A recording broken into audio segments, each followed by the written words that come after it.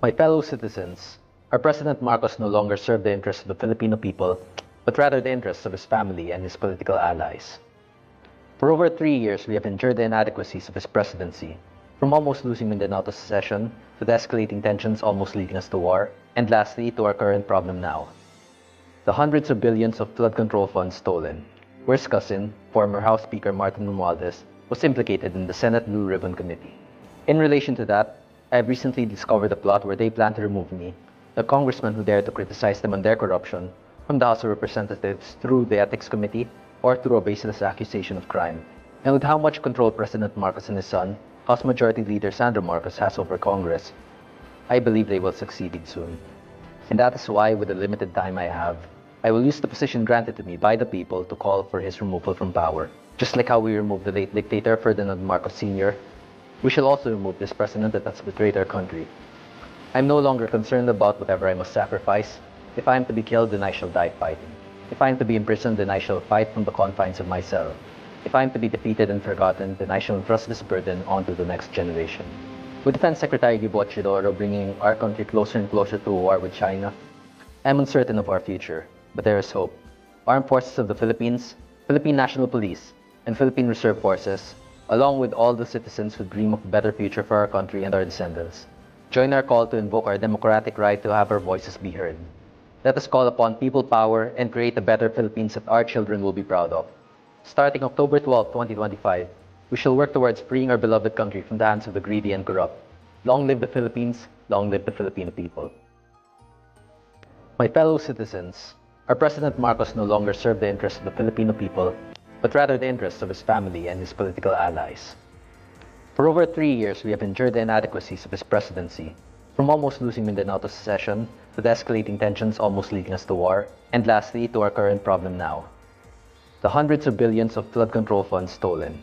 Worst cousin, former House Speaker Martin Romualdez, was implicated in the Senate Blue Ribbon Committee.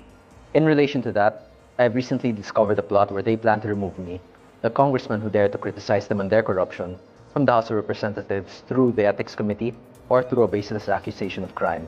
And with how much control President Marcos and his son, House Majority Leader Sandro Marcos has over Congress, I believe they will succeed soon. And that is why, with the limited time I have, I will use the position granted to me by the people to call for his removal from power. Just like how we removed the late dictator Ferdinand Marcos Sr., we shall also remove this president that has betrayed our country. I am no longer concerned about whatever I must sacrifice. If I am to be killed, then I shall die fighting. If I am to be imprisoned, then I shall fight from the confines of my cell. If I am to be defeated and forgotten, then I shall entrust this burden onto the next generation. With Defense Secretary Gibo Chidoro bringing our country closer and closer to a war with China, I am uncertain of our future, but there is hope. Armed Forces of the Philippines, Philippine National Police, and Philippine Reserve Forces, along with all the citizens who dream of a better future for our country and our descendants, join our call to invoke our democratic right to have our voices be heard. Let us call upon people power and create a better Philippines that our children will be proud of. Starting October 12, 2025, we shall work towards freeing our beloved country from the hands of the greedy and corrupt. Long live the Philippines, long live the Filipino people. Kaya po tinatanong ko, Manong Xavi, kung ibig sabihin po ba kasama ang ating Pangulo sa panawagan nyo, katulad po ng sinabi nyo kanina? Sinabi ko na eh. Okay, so hindi po kayo natatakot sa mga binibitiwan yung salita po ngayon? Kung gusto nila, samahan ko sila sa kulungan. Sakripisyo ako. Kung meron sila, inuumpisa nila akong bakbakan. Kung meron sila ang patunay na ako ay corrupt, pakukulong ako. Now, to give you one example, nag-mayor ako sa Narbacan dahil gusto ko lang tanggalin yung mga corrupt doon. One term. Wala kaming palengke, wala kaming bagong munisipyo. All the towns of Ilocosur, bago ang palengke, bago ang munisipyo nila, except Narbacan. Anong ginawa ko? Nagbigay ako, 10 hectares, binibili nila ng 500 million, 5,000 per square meters. 10 hectares, di halaga ng 500 million. Tinatawaran sa akin ng 500 million. Ang worth noon, 800 at the time. Ngayon, 15,000 na per square. Anong ginawa ko? Did I took advantage? No. Hindi ko binenta sa munisipyo. Ngayon, nakatayo ng palengkeng bago, munisipyo, lahat. Binigay ko lang ng 1.2. Lugi kagad ako ng 380 million. Ang leadership is sacrifice. Hindi panghuhurakot. Okay po. Yung next question ko po, bakit po naisip nyo na ang kabataan ng gusto nyong magsimula ng peaceful rally? Dahil future ang mga kabataan ang iniisip ko. Kailangan tulungan natin ang kabataan. This is the future of our children. Saan sila pupunta kung puro 17 trillion na utang natin? Umuutang pa tayo, nawawala naman lahat sa mga kurap. Kaya kailangan sila mag-lead para walang masabi ng tao na politician yan, maraming mga bintangan, inggitan. Mga kabataan mag-lead, supportan natin sila. Student leaders, tumayo po kayo. Dahil kinabukasan nyo ito, hindi namin kinabukasan. So may nihahanda na po ba kayong hakbang para kayo po ang magpasimula? Suggestion ko lang yun kung gusto nila. Yun ang the most peaceful. Ngayon, yung mga ibang leaders, sinasama sila sa protesta. Baka mangyari pa kagaya sa Nepal. Magulo masyado. Ayaw ko yun, mapapamag din yung mga estudyante. So yun na nga Kaya po. ako nga peaceful revolution against corruption. So sa tingin niyo po, paano natin masisiguro na hindi sila magagamit ng any sector para sa pansarili nilang agenda? Kaya nga nakikiusap ko rito, kasapin natin lahat. Pabayaan natin ang mga kabataan ngayon kumilos. This will be the first time in the Philippines, or I think in the world, na ang kabataan ang mag-lead ang revolusyon against corruption. Pakita natin sa buong mundo na hindi tayo gagaya sa iba na magulo. May namamatay, may nambabasag, may nasisira. Yun lang po ang suggestion ko. Kung okay sa kanila yan, well and good. Okay, maraming salamat po. Good afternoon, Gov. I'm Susan ng Filipino Mirror. Kanina po binanggit nyo na ang presidente kasama doon sa minention nyo kanina. Can you name names? Mga contractor lang ba ang sinasabi nyo na corrupt? Or meron pa pong mga iba kayong gustong tukuyin? Can you name names? Marami po kontraktor, pero kinuha ko lang sa Rappler ito. Lagot tayo.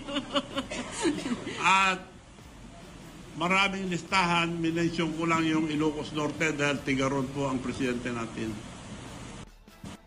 Okay po. Yung bagong mayor ng Lawag City ngayon ang the biggest contractor Opo. aside from the Diskaya. Sige, follow muna yun. Magandang hapon po sa ating lahat at lalong-lalo na po sa inyo, Governor Chavit Singson. Maraming salamat po at kayo ay nakikita namin na nakikiisa sa sentimento ng mga mamayang Pilipino. At tungkol lang po dun sa sinasabing pagsisinungaling, dadagdagan ko lang po.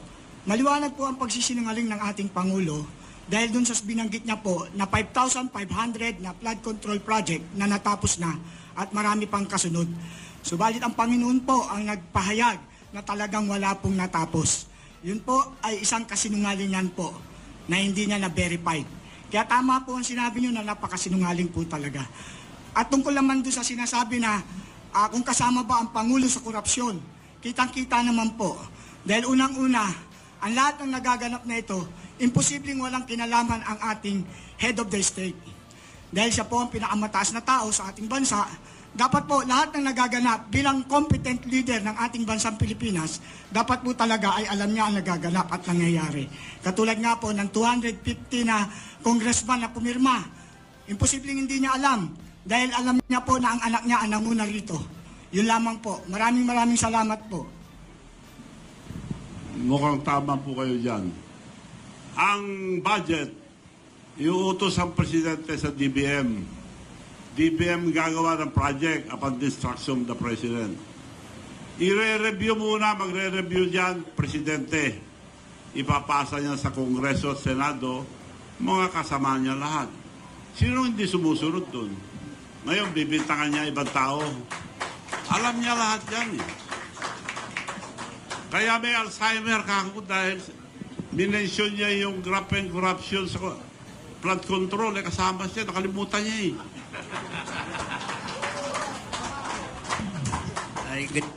Good afternoon, Coffee Manala from the Daily Chronicle.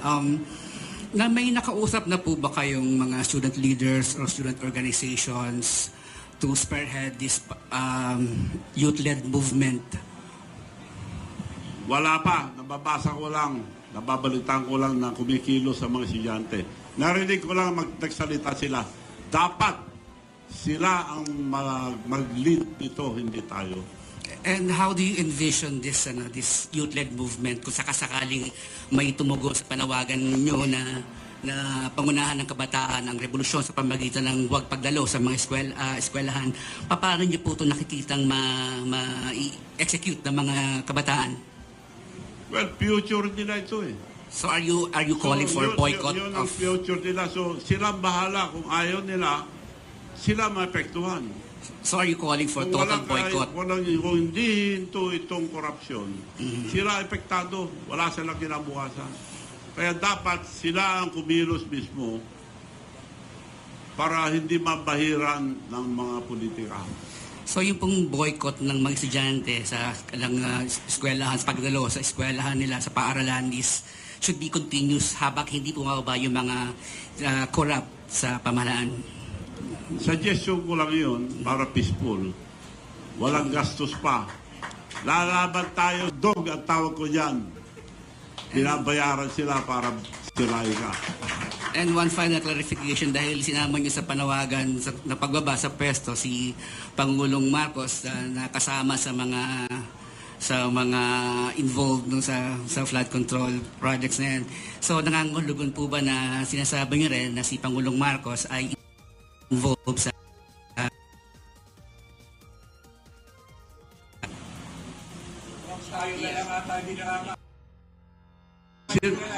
Sinabi mo eh.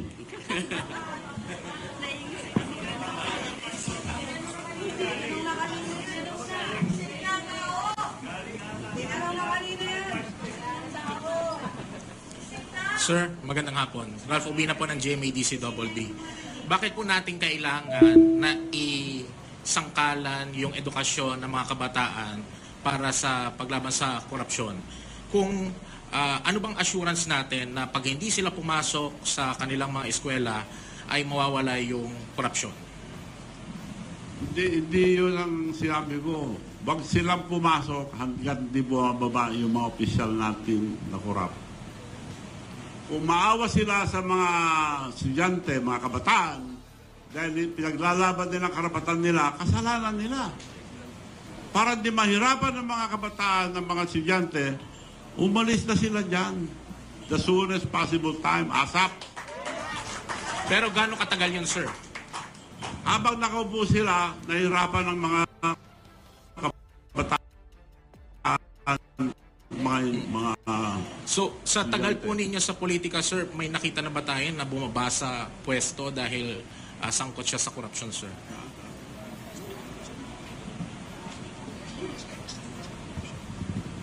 Dito sa Pilipinas, wala pa. Sa ibang bansa, nagpapakamatay pa. Opo. Dito po sa Pilipinas, sir, paano yun? May delikadesa sila. Paano natin masisiguro na bababa sila sa pwesto at makakapagpatuloy sila sa pag-aaral? Bumaba na lang sila, wag na sila magpakamatay. Wala namang nagpapakamatay dito sa